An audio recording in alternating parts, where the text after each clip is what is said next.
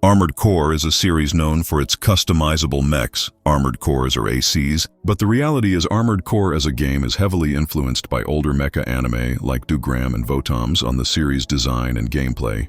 The weapon hardpoints and movement styles of early Armored Core games were directly inspired by the anime series Dugram and Votoms. In some games, the player character is referred to as Raven, potentially indicating a past as a raven before becoming a lynx. Another crazy fact, Sorceress Selen is a reference to Serene Haze. Selen's Japanese name is Moshu Shiseren, Sorceress Selene. Serene's Japanese name is Seren Haizu, Selene Haze.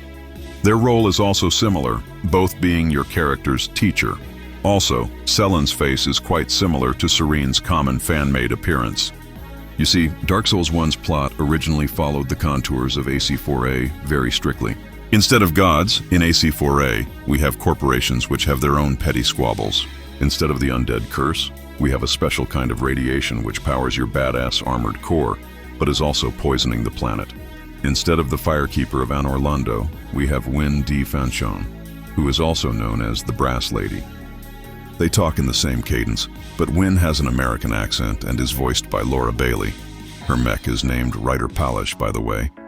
And the item in Bloodborne obliquely references her role. Because you have corporations run by humans instead of gods, most of humanity is living life on these floating aerostat things called cradles, with a few unfortunate souls trying to lead lives on the polluted surface. Instead of the Dark Wraiths, in Armored Core, for answer you have Orca, a group that is trying to disrupt life on the cradles and disrupt a series of orbital satellites to make space travel possible for humans. In Dark Souls' original revision, Oscar, the guy who gives you the Estus flask, is supposed to make it out alive and fight you after Gwyn, choosing to represent whichever ending you aren't taking, but that was cut.